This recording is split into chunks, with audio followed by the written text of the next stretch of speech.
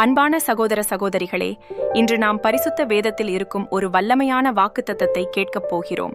இது சங்கீதம் 91. உன்னதமானவரின் மறைவில் இருக்கிறவன் சர்வ வல்லவருடைய நிழலில் தங்குவான்.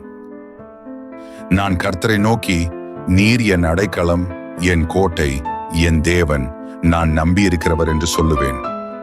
அவர் உன்னை வேடனுடைய கண்ணிக்கும் பாழாக்கும் கொள்ளை நோய்க்கும் தப்புவிப்பார்.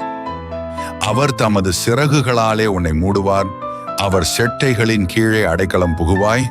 அவருடைய சத்தியம் உனக்கு பரிசையும் கேடகமும் ஆகும். இரவில் உண்டாகும் பயங்கரத்துக்கும் பகலில் பறக்கும் அம்புக்கும் இருளில் நடமாடும் கொள்ளை நோய்க்கும் மத்தியானத்தில் பாழாக்கும் சங்காரத்துக்கும் பயப்படாதிருப்பாய். உன் பக்கத்தில் 1000 பேரும் உன் வலது புறத்தில் 10,000 பேரும் விழுந்தாலும் அது உன்னை அணுகாது. உன் கண்களால் மாத்திரம் நீ அதை பார்த்து துன்மார்க்கருக்கு வரும் பலனை காண்பாய். எனக்கு அடைக்கலமாயிருக்கிற உன்னதமான கர்த்தரை உனக்கு தாபரமாக கொண்டாய்.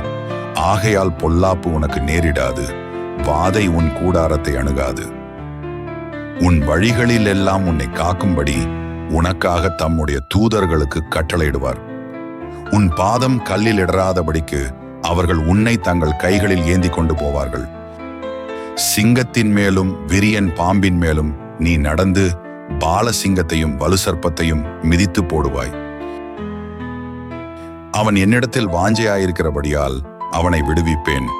என் நாமத்தை அவன் அறிந்திருக்கிறபடியால் அவனை உயர்ந்த அடைக்கலத்திலே வைப்பேன். அவன் என்னை நோக்கி கூப்பிடுவான், நான் அவனுக்கு மறுத்தரவு அருளி செய்வேன். ஆபத்தில் நானே அவனோடு இருந்து அவனை தப்புவித்து அவனை கனப்படுத்துவேன். நீடித்த நாட்களால் அவனை திருப்தியாக்கி என் இரட்சிப்பை அவனுக்கு காண்பிப்பேன்.